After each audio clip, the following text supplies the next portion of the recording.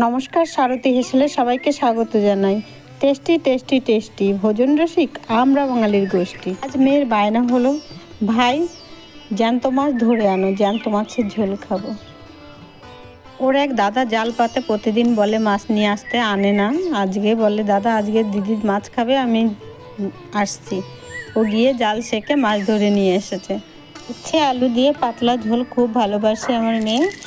মাছ তরকারি কুটে বেছে নিয়েছি, কড়া বসিয়ে প্রথমে একটু পেঁয়াজ ফোড়ন দিলাম, একটু জিরে ফোড়ন দিয়ে একটু কড়া করে নিয়ে এবার লঙ্কা আর আলু উচ্ছে দিয়ে নাড়াচাড়া করে একটু ভাজা ভাজা করতে থাকবো। উচ্ছে আলুর পাতলা ঝোল মেটাবে সব পেটের গোল। এটাতে এবার দিয়ে দেবো ঝোল। এনেছিল তো বিভিন্ন ধরনের মাছ, সব রকমের মাছগুলো ভেজে রেখে দিয়েছি, সেগুলো এবার এটাতে দিয়ে দেব।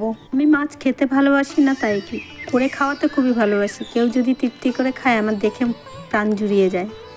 এটা শুধু বাড়িতে মেয়ের বাবা আর মেয়ে খাবে, ছেলের জন্য আমার জন্য আলাদা কিছু রান্না করব।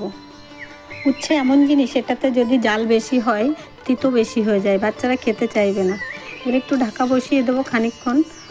ঢাকা তুলে নিয়ে আর একটু নাড়াচাড়া করে নেব। না আছে বাটাবাটি, না আছে খাটাখাটি, রান্না হবে ফাটাফাটি।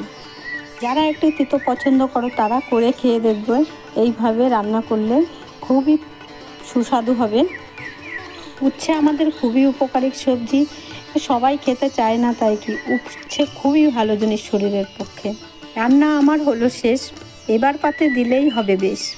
আজকের ভিডিও এই পর্যন্ত। ভিডিওটি শেষ পর্যন্ত দেখার জন্য ধন্যবাদ।